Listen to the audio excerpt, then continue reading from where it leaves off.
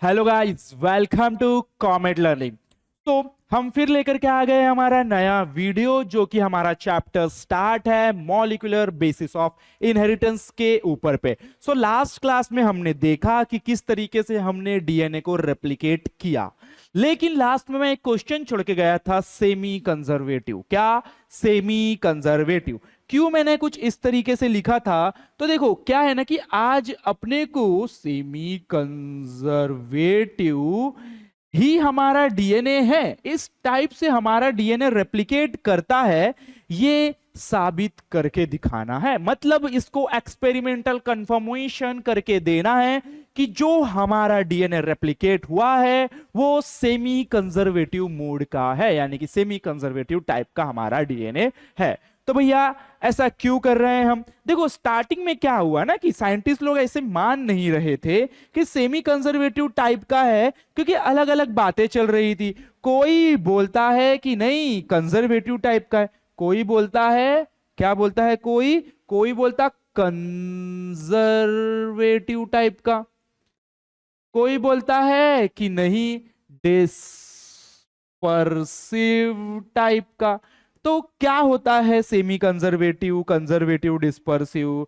तो सिंपल देखो क्या है ना कि जो हमारा डीएनए है वो हमने आपको बताया कि सेमी कंजर्वेटिव टाइप का डीएनए मतलब होता है कि एक स्ट्रैंड उसमें क्या होगा भैया, ये नया होगा, और एक स्ट्रैंड कुछ इस तरीके से पुराना होगा। इसको हमने क्या बोला था मेरे बच्चों?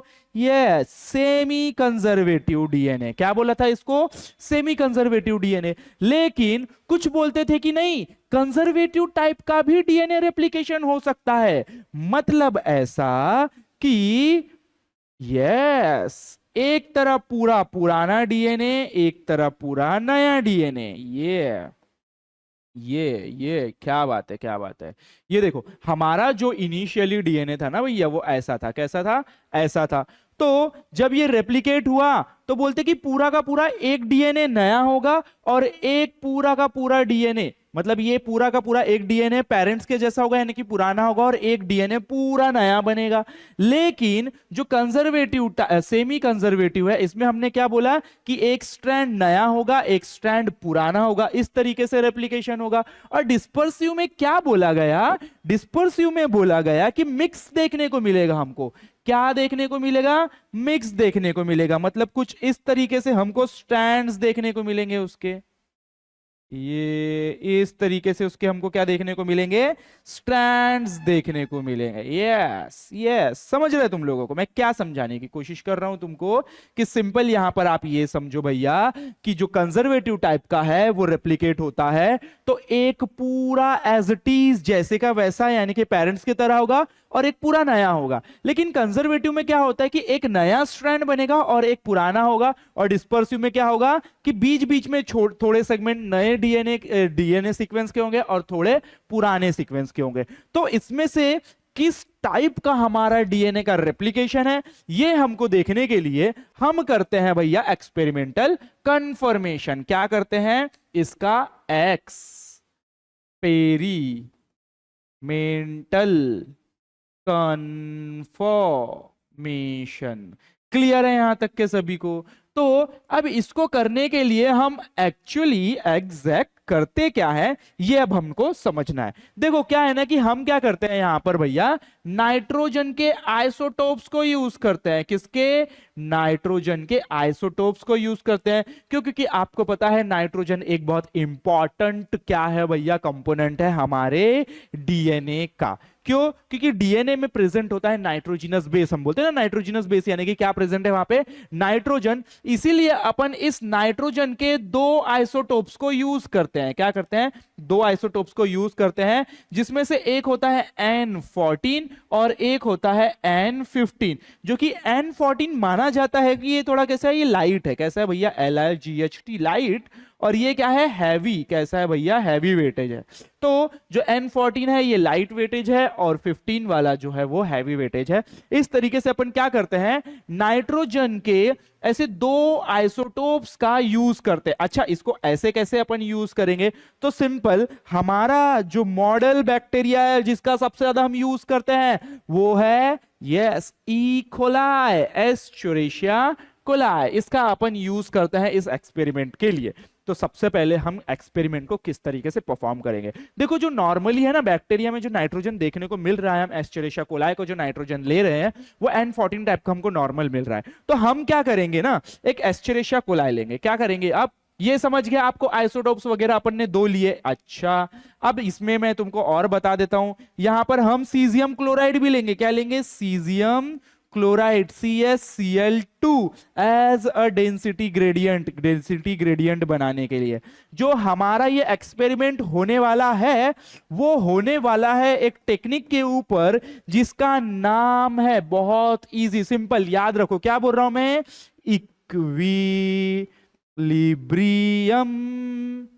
Density gradient centrifugation technique. तो सिंपल है, equilibrium density gradient centrifugation technique के ऊपर ये हमारा एक्सपेरिमेंट होने वाला है। इक्विलिब्रियम का मीनिंग आप लोग जानते हो, डेंसिटी का मतलब आप जानते हो, ग्रेडियंट का मीनिंग आप जानते हो, सेंट्रीफ्यूगेशन का मीनिंग आप जानते हो। इक्विलिब्रियम यानी कि जब चीजें लेवल पे आ जाए, है क्या नहीं, इक्विलिब्रियम। डेंसिटी यानी कि वेटेज के हिसाब से, ग्रेडियंट यानी कि from higher to lower, lower to higher, इस तरीके से अपन ग्रेडियंट रेडी करते हैं। और सेंट्रीफ्यूगेशन तो एक टेक्निक है ही जिसमें कुछ इस तरीके से सर्कुलर मोशन में चीजों को मूव कराया जाता है और सेपरेशन किया जाता है।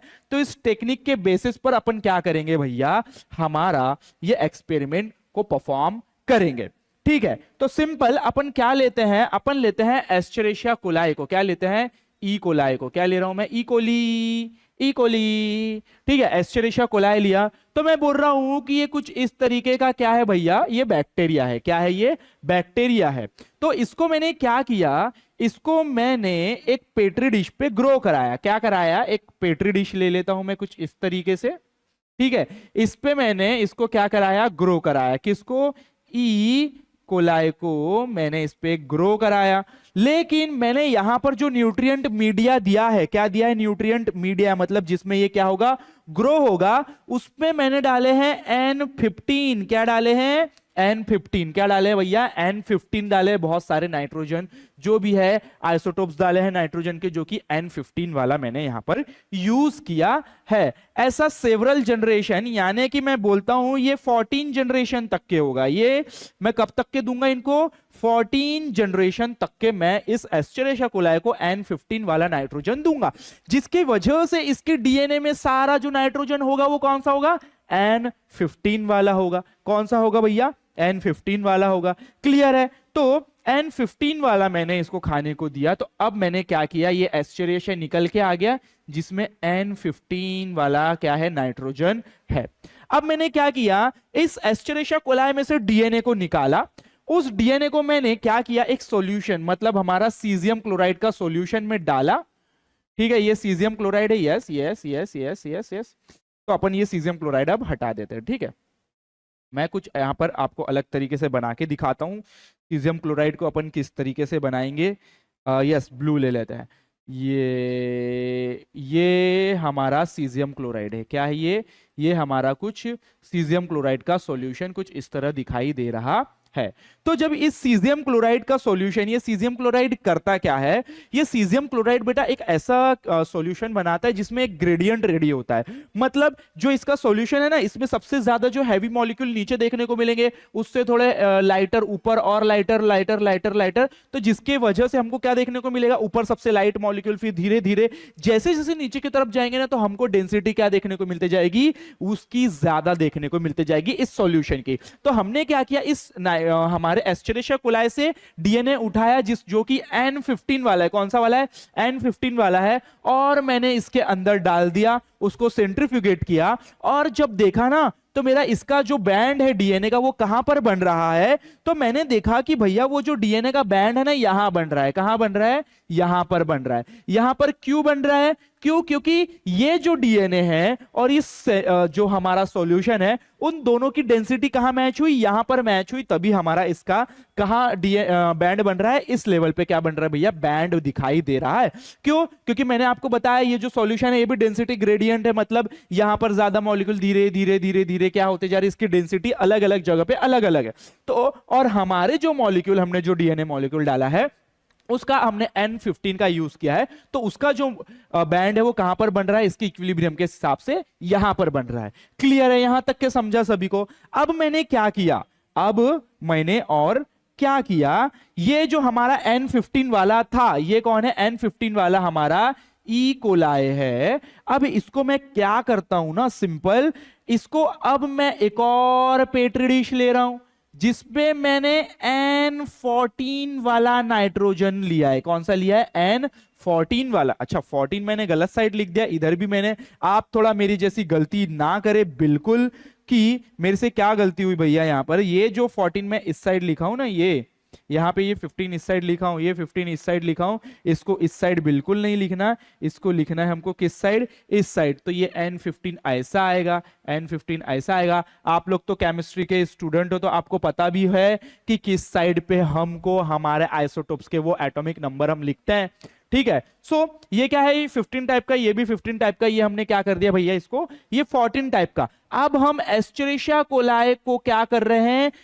N14 वाले न्यूट्रिएंट मीडियम में डाल रहे हैं। ये सिर्फ एक जनरेशन तक के, क्या करेंगे? एक जनरेशन तक के अपन इसका ऐसा हाल करेंगे। तो देखो क्या बताता हूं मैं, अब देखो यहां पर क्या हुआ था, ये मेरा एस्चेरिशिया कोलाई था, ये मेरा एस्चेरिशिया कोलाई था, मैंने इसको 15 जनरेशन तक के N14 14 जनरेशन तक के N15 दिया, तो इसका डीएनए देखो अब कुछ इस तरीके से हो गया, इस तरीके से हो गया। इसका पूरा डीएनए कैसा था? इस तरीके से था। किसका? N15 वाला। अब मैंने उसको N14 वाला दिया और उसको रेप्लिकेट करने के लिए छोड़ दिया एक जनरेशन। जो हमारा एस्चेरिशिया कोलाई है ये 20 मिनट में क्या हो जाता है भैया? डिवीजन कर लेता है, रेप्लिकेट हो जाता है। तो मैंने 20 मिनट तक के, मतलब एक साइकिल इसकी रिपीट होने दी। तो जब ये रिपीट होगा तो अब हमने अभी अभी डीएनए रेप्लिकेशन पढ़ा, तो नया डीएनए बनेगा क्या? नहीं बनेगा। तो तब क्या होता है कि ये दो डीएनए के स्ट्रैंड क्या हो जाएंगे? ओपन हो जाएंगे, कुछ इस तरीके से। एक स्ट्रैंड ओपन हो जाएगा और एक स्ट्रैंड कैसा हो जाएगा? ऐसा ओपन हो जाएगा। और अब नया स्ट्रैंड अब हमारा यहां पर बनेगा। वो कैसे बनेगा? ये N जो कि हमने कैसा 14 वाला लिया है, तो कुछ इस तरीके से स्ट्रैंड बनेगा इसका, कुछ इस तरीके से। तो हमको अब आगे क्या दिखाई देगा भैया? कि जो डीएनए है उस पे हमको कुछ इस तरीके के मॉलिक्यूल दिखाई दे रहे हैं। तो जो N14 वाला है उसमें हमको क्या दिखाई देंगे? इस तरीके के डीएनए दिखाई देंगे। क्लियर है? तो अब हमने क्या किया, ये वाला जो हमारा एस्चेरिशिया कोलाई है, ये वाला जो एस्चेरिशिया कोलाई है जो कि अभी अभी रेप्लिकेट हुए हैं, जिनके अंदर कुछ इस तरीके का डीएनए है, ये एक एस्चेरिशिया कोलाई है और ये एक एस्चेरिशिया कोलाई है। क्लियर है? क्योंकि रेप्लिकेट हुआ, हमने N15 से इसमें डाला, इसको रेप्लिकेट एक जनरेशन में लिया, तो दो हमको मिले जो कि कुछ इस तरीके से मिले। अब हमने फिर क्या किया, इसके डीएनए को, मॉलिक्यूल को निकाल लिया, इसके डीएनए को, चलो एक को लेते हैं, इसके डीएनए का मॉलिक्यूल को निकाल लिया, फिर इसमें हमने डाला और फिर उसको सेंट्रीफ्यूज किया हमने। तब देखो तब क्या हुआ कि जब यहां पर वाइट ही लेते हैं, तो तभी यहां पर हमने N15 वाला लिया था तो उसका ये बैंड मिला हमको, क्या मिला? ये बैंड मिला। लेकिन अब देखो यहां पर येलो वाला N15 भी है, व्हाइट वाला N14 भी है, तो N15 और N14 दोनों बीच की कंडीशन, मतलब अब हमको एक बैंड यहां दिखाई दे रहा है। कहां दिखाई दे रहा है? यहां पर दिखाई दे रहा है। क्यों? N15 होता तो ऑब्वियसली यहां पर भी दिखाई देता, अरे यहां पर भी दिखाई देता, लेकिन अब सिर्फ हमको बैंड यहां दिखाई दे रहा है, यहां दिखाई नहीं दे रहा। पहली टेस्ट ट्यूब में हमको, चलो मैं दूसरा ही टेस्ट ट्यूब बना लेता हूं तुम्हारे लिए, ठीक है, तो फर्स्ट इसमें हमको ये कंडीशन देखने को मिली, ये वाले इसमें। लेकिन अब दूसरे वाले इसमें जो बैंड है ना, अब मुझे यहां दिखाई दे रहा है, सिर्फ और सिर्फ यहां दिखाई दे रहा है, N15 में नहीं दिखाई दे रहा। जो बैंड यहां दिखाई दे रहा था ना, वो यहां पर दिखाई नहीं दे रहा, अब सिर्फ एक ही बैंड जो कि यहां पर दिखाई दे रहा है। और रे भैया, ये ऐसा क्या हुआ? तो इन्होंने दिमाग लगाया कि N14 और N15 दोनों मिक्स हुआ होगा, जिसके वजह से बैंड यहां दिख रहा है, N15 में दिखाई नहीं दे रहा है हमको। मतलब ये हुआ कि जो हमारा डीएनए का रेप्लिकेशन, मतलब डीएनए का जो रेप्लिकेशन का मोड था, यही वाला था ना, हाँ ये, अच्छा ये यहां पर आ जाओ। चलो, अगर हमारा डीएनए का जो रेप्लिकेशन का टाइप अगर कंजर्वेटिव टाइप का होता, तो हमको एक पुराना बैंड भी देखने को मिलता और एक नया बैंड भी देखने को मिलता, मतलब दो बैंड देखने को मिलते नेक्स्ट जनरेशन में। लेकिन हमको सिर्फ एक ही बैंड दिखाई दिया, तो वो हो सकता है कि दोनों का मिक्सचर है। लेकिन अब मिक्सचर यहां पर भी है, यहां पर भी है, यहां पर नहीं था, मतलब हमारा डीएनए का रेप्लिकेशन कंजर्वेटिव टाइप का नहीं है। लेकिन अभी भी वो सेमी कंजर्वेटिव टाइप का हो सकता है या डिस्पर्सिव टाइप का हो सकता है। लेकिन अब दोनों में से कौन सा है, चलो अब ये पता करना पड़ेगा अपने को। तो अपन ने क्या किया, उसको एक जनरेशन और आगे N14 ही दिया खाने के लिए, मतलब N14 वाले मीडियम में ही रखा, N14 वाले मीडियम में ही रखा। देखो टेंशन ना लो, आप बस समझते चलो, मैं जो समझा रहा हूं बाद में अपन इसको क्या करेंगे, समअप करेंगे, तो आपको क्लियर हो जाएगा कि एग्जैक्ट क्या हो रहा है। अब ये वाले को हमने फिर पेट्री डिश दिया, पेट्री डिश, अच्छा ये पेट्री डिश थोड़ा सा मेरी खराब हो गई है, जिसमें N14 टाइप का एक जनरेशन तक के और हमने इसको न्यूट्रिएंट मीडिया दिया। तो जिसके वजह से ये देखो, ये इनके डीएनए क्या हो गए, फिर से ओपन हो गए। डीएनए क्या हो गया भैया, ओपन हो गया। ऐसे होगा, यस ऐसे होगा, ये कुछ इस तरीके से है कि नहीं, ये येलो वाला ओपन हो गया, व्हाइट वाला ओपन हो गया, येलो वाला ओपन हो गया, व्हाइट वाला ओपन हो गया। अब फिर से नया स्ट्रैंड बनेगा, जो कौन सा बनेगा, ऑब्वियसली व्हाइट, यानी कि N14 का ही स्ट्रैंड बनेगा, जो कि कुछ इस तरीके से बना। यस ठीक है। तो अब जब हमने फिर से क्या किया, इकोलाई से निकाला हमने डीएनए मॉलिक्यूल को, और फिर उसको हमारे सेंट्रीफ्यूगेशन किया इस सीजियम क्लोराइड, ये सीजियम क्लोराइड हर जगह है, ठीक है, सॉल्यूशन में डाला। तो अब हमको क्या दिखाई दिया, बैंड ये यहां पर दिखाई दिया, कहां पर, इंटरमीडिएट यानी कि बीच में दिखाई दिया, और एक बैंड ऊपर के तरफ भी दिखाई दिया। अगर आपको मैं ये तीनों एक ही लाइन पे बना के दिखाऊं, तब आपको समझ में आएगा कि ये तीनों टेस्ट ट्यूब कैसे बना है। यस, ये देखो, पहले हमें हमको सिर्फ N15 मिला था, अब हमको थोड़ा बीच में देखने को मिला, लेकिन अब जो बैंड है बीच में भी देखने को मिल रहा है और ऊपर पे भी देखने को मिल रहा है। मतलब यहां पर लाइट वाली कंडीशन आ गई, ऊपर वाली कंडीशन आ गई। तो चलते हैं कि भाई अगर ये हमारा